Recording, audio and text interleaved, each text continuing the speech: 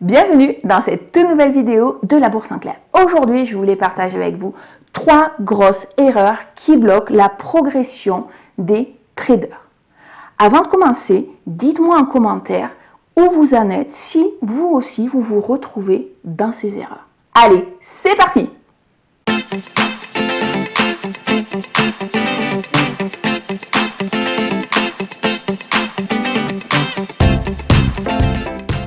La toute première erreur que l'on rencontre quand on commence, c'est s'éparpiller.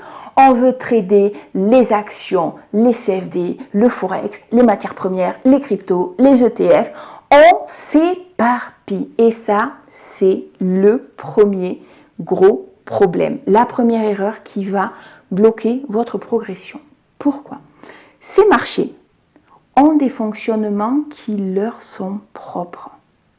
Qu'est-ce que ça veut dire? Ça veut dire que vous pouvez avoir une méthodologie, une stratégie qui par exemple va fonctionner pour le Forex, mais qui ne fonctionnera pas avec les matières premières.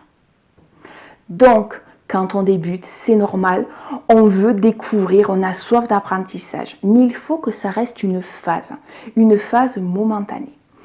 Personnellement, j'ai progressé quand je me suis hyper spécialisée.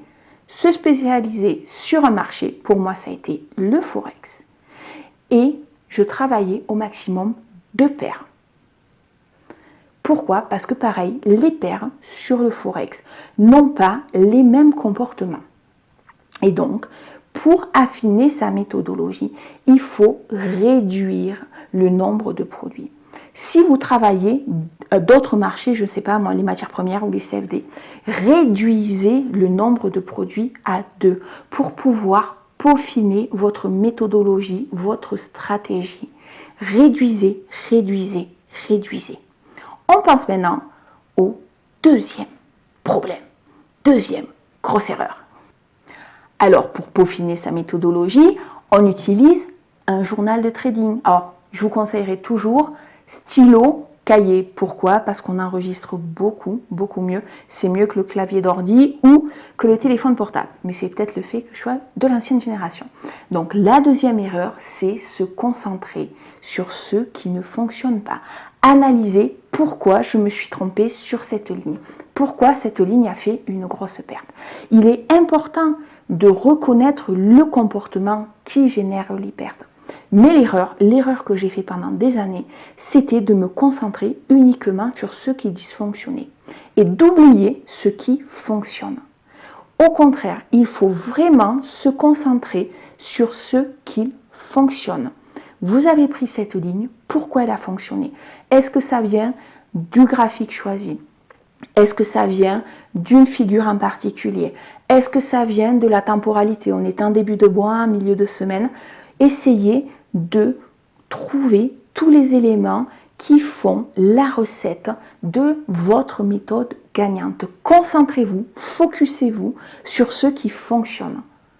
Ne commettez pas la même erreur que moi. Essayez de comprendre pourquoi ça n'a pas marché. Non, essayez surtout de comprendre pourquoi ça marche. Quel est le comportement qui fait que votre stratégie fonctionne? C'est parti maintenant pour la troisième erreur. On y va.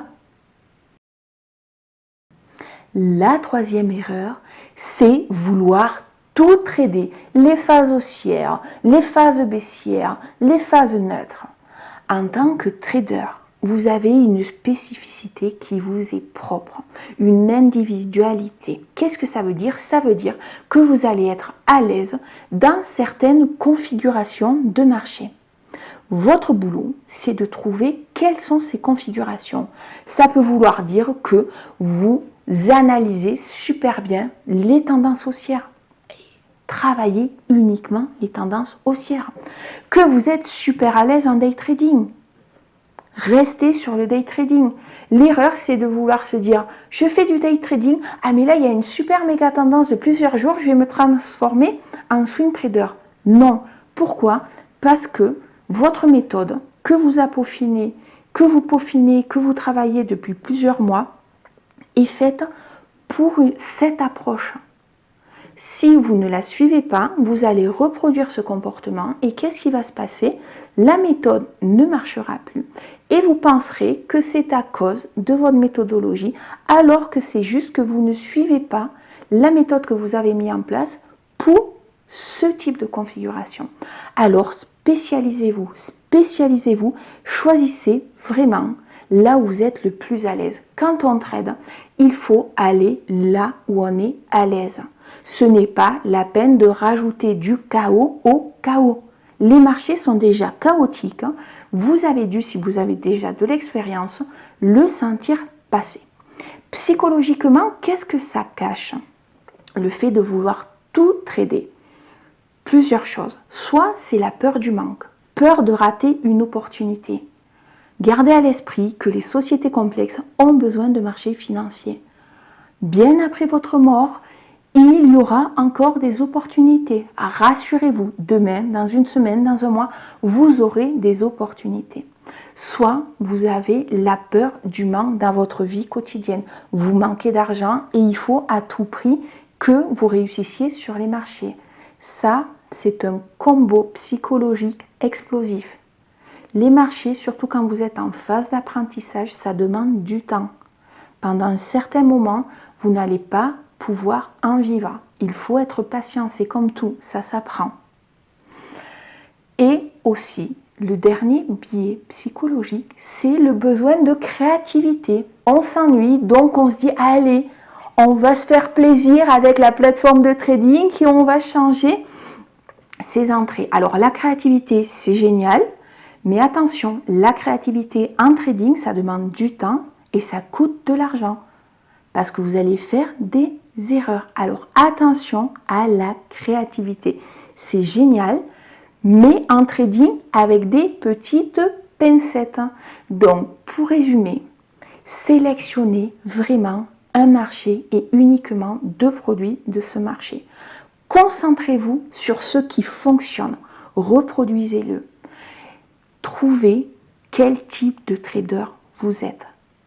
Lorsque vous avez une méthode qui vous fait gagner de l'argent et qui est ennuyeuse, vous êtes sur la bonne voie.